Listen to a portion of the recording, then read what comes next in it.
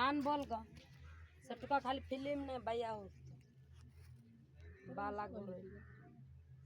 যখন পত্র তো যাচ্ছে সেলাই ধরা দিই